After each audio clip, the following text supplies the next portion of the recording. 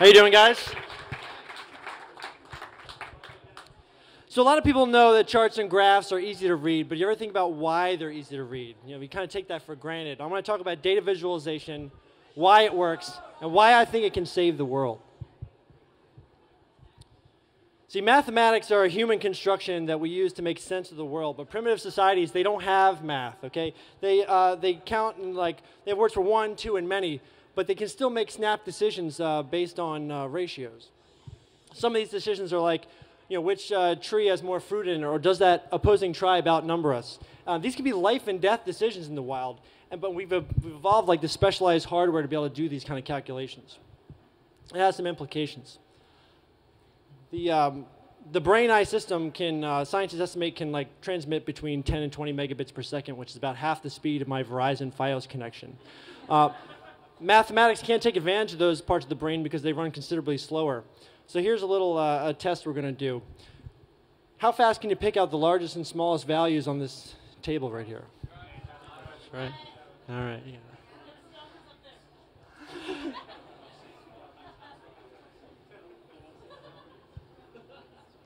So how about now? The answers jump out at you so much faster because you and you and you have evolved over millions of years to make life and death decisions based on the ratios of visualized objects. So we can take advantage of this. We can exploit this brain-eye hack to help us empathize, understand, and ultimately solve the world's problems. There's many problems out there. One of those problems is understanding the cost of war.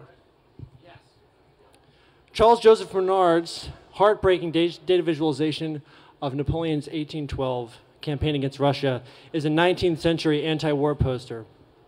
It shows the grim fate of 422,000 French soldiers as they marched towards Russia, and the slim black line at the bottom shows the near 10,000 that returned. Data visualization helps us handle really big data problems, and large corporations for a long time have had kind of a monopoly on that. Nowadays, local companies like RJ Metrics are able to take some of that data and apply it to smaller companies and medium-sized companies so they can lower those barriers to entry. And now some of that technology is actually entering the civic space. If you request the budget data from the city of Philadelphia, this is what you get.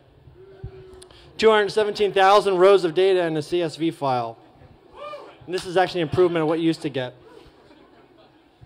The mayor's office puts out a 130-page PDF file every year to summarize this data. But Brett Mandel, who's here tonight, he's running for city controller in May. He and I got together and we created the Bulldog budget.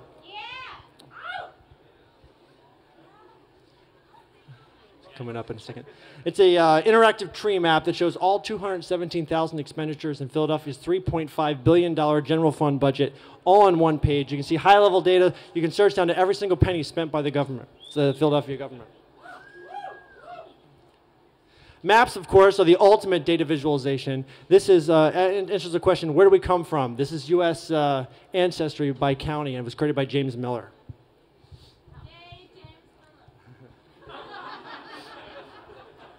Last year, Tamara Monique Perlman of Azavia created this map that showed up to 60% or over 60% of some Philadelphia neighborhoods would be impacted by Pennsylvania's new voter ID registration laws. 2 months after this map came out, the court struck it down saying that it was unenforceable because Pennsylvania hadn't done enough to prevent disenfranchisement of voters.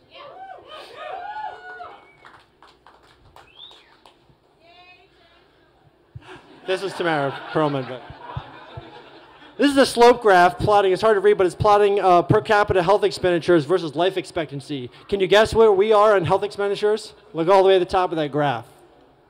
See what we're getting for our money there. It's created by Ed Tufte, actually.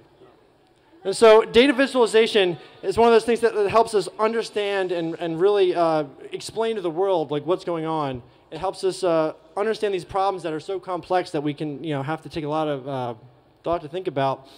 But one of the things is, usually finding a solution is not the problem. Usually the problem is finding the will and courage to act. And data visualization creates the will and courage to act. And that's why I think it can save the world. Brett, vote for Brett in May, please.